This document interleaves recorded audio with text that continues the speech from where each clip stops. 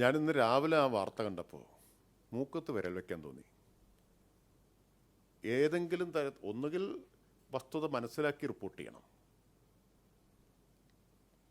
ഇനി അതല്ലെങ്കിൽ ബോധപൂർവമാണ് ചെയ്യുന്നതെങ്കിൽ മര്യാദയുടെ ഒരു കണികയെങ്കിലും അതിലുണ്ടാവണം. കാരണം കേട്ടാൽ എന്താ തോന്നുക, ആലപ്പുഴയിലെ ഡെപ്യൂട്ടി കമ്മീഷണറെ തെരഞ്ഞുപിടിച്ച് സ്ഥലം മാറ്റി ഈ കേസെടുത്തതിൻ്റെ പേരിൽ എന്നല്ലേ. 15 ഡെപ്യൂട്ടി കമ്മീഷണർമാരെയും 23 കമ്മീഷണർമാർ, ഈ 15 പേർക്ക് ഡെപ്യൂട്ടി കമ്മീഷണർമാരായും 23 പേർക്ക് അസിസ്റ്റൻ്റ് എക്സൈസ് കമ്മീഷണർമാരുമായിട്ടുള്ള പ്രൊമോഷൻ ട്രാൻസ്ഫറാണ് നടന്നത്. ആ പ്രൊമോഷൻ ട്രാൻസ്ഫർ DPC കൂടാൻ വൈകിയതുകൊണ്ടാണ് പ്രൊമോഷൻ വൈകിയത്. അല്ലെങ്കിൽ ഇത് നേരത്തെ നടക്കുമായിരുന്നു, ഇതേ ട്രാൻസ്ഫർ നേരത്തെ നടക്കുമായിരുന്നു. DPC കൂടാൻ വൈകിയപ്പോൾ അത് വൈകി. ഈ കലണ്ടർ വർഷം നടപ്പാക്കേണ്ടതാണ്, അല്ലെങ്കിൽ വീണ്ടും DPCയിലേക്ക് പോകണം. അപ്പോൾ അത് ഒഴിവാക്കാനാണ് ഇന്നലെ തന്നെ ഈ ഉത്തരവ് ഇറക്കിയത്. അപ്പോൾ ഇതിനെ മറച്ചു വെച്ചുകൊണ്ടാണ് കണ്ടാൽ തോന്നുന്ന ഒരൊറ്റ ആളെ മാത്രം പിടിച്ച് ട്രാൻസ്ഫർ ചെയ്തു എന്നുള്ളതാണ്. എന്തിനു വേണ്ടിയാണ് ഇത്തരത്തിലുള്ള മാധ്യമപ്രവർത്തനം നടത്തുന്നത് എനിക്ക് മനസ്സിലാവുന്നില്ല. ഇനിയിപ്പോൾ നമ്മൾ അതിൽ ആദ്യം പറഞ്ഞതിൻ്റെ സ്പിരിറ്റൊക്കെ പോവും. പക്ഷെ അതൊരു മര്യാദയില്ലാത്ത മാധ്യമപ്രവർത്തനത്തിൻ്റെ ഒടുവിലത്തെ ഉദാഹരണമായിട്ട് ഇത് പറയാൻ പറ്റും. ഞാൻ രാവിലെ ഈ വാർത്ത കണ്ടപ്പോൾ അന്തം വിട്ടു. ഇതൊരു പക്ഷേ 3-4 ദിവസം മുമ്പ് ഇറങ്ങുമായിരുന്നു. ഞാൻ ഇന്നലെ ഇവിടെ എത്തിയുള്ളൂ എന്നുള്ളത് കൊണ്ടാണത്. മന്ത്രി കണ്ട് അപ്രൂവ് ചെയ്യേണ്ടതാണല്ലോ ലിസ്റ്റ്, DPC കൂടി അംഗീകരിച്ച ലിസ്റ്റ് പ്രകാരം. അപ്പോൾ വേറെയും പല ആളുകളെ മാറ്റേണ്ടി വരും, അത്രയേ ഉണ്ടായിട്ടുള്ളൂ.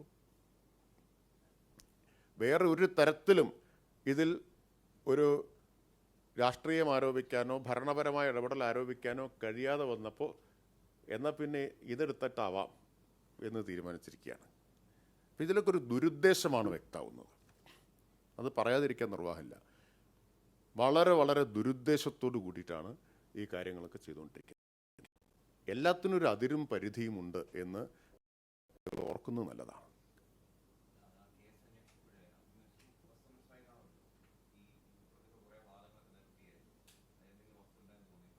അല്ല, ഞാൻ അതിലേക്കൊന്നും കേസിൻ്റെ ഒരു കാര്യത്തിലേക്ക് ഇവിടെ പോകാൻ ഉദ്ദേശിക്കുന്നില്ല.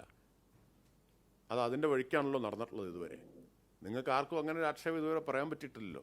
അപ്പോൾ പോരാ, ഇത് പിന്നെ മുന്നോട്ട് കൊണ്ടുപോകണമെങ്കിൽ സർക്കാരിൻ്റെ പടലേക്ക് കൊണ്ടുവന്ന് വെക്കണമല്ലോ, അല്ലേ? ആ സർക്കാരിൻ്റെ നെഞ്ചത്ത് കൊണ്ടുവന്ന് വെക്കാൻ വേണ്ടിയിട്ടുള്ള കുബുദ്ധിയും കുതന്ത്രമല്ലേ കാണിച്ചത്. മര്യാദയുടെ കണികയില്ലാത്തൊരു വാർത്ത എന്നേ ഇനി പറയാൻ പറ്റൂ. കാരണം ഇത് അറിയാതെ പറ്റുന്നതാണെന്ന് ഞാൻ വിചാരിക്കുന്നില്ല. ട്രാൻസ്ഫർ ലിസ്റ്റ് ഇന്നലെ ഇറങ്ങി, ഒന്നല്ലല്ലോ, ഒന്നിച്ചല്ലേ ലിസ്റ്റ് ഇറങ്ങിയത്. അപ്പോൾ ഇത് മാത്രം എടുത്തു കൊടുക്കുന്നതെങ്കിൽ എന്തുമാത്രം കുരുട്ട് ബുദ്ധിയായിരിക്കണത്.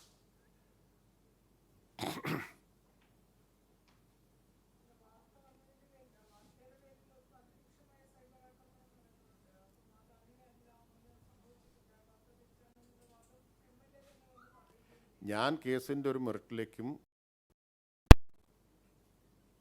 അതതിൻ്റെ വഴിക്ക് നടക്കട്ടെ. സൈബർ ആക്രമണത്തിൻ്റെ കാര്യമൊക്കെ നമ്മളെല്ലാം അതിന് ഇഷ്ടം പോലെ ഇരയായിട്ടുള്ള ആൾക്കാരാണ്. അതിപ്പോൾ ഇപ്പോൾ അതിൻ്റെ ഒരു പ്രശ്നം എന്താണെന്നറിയോ, ഓരോരുത്തർക്കും വരുമ്പോൾ മാത്രമേ അവർക്ക് പൊള്ളൂ. അതിനെ അങ്ങനെ കാണരുത് അത്തരം കാര്യങ്ങളെ.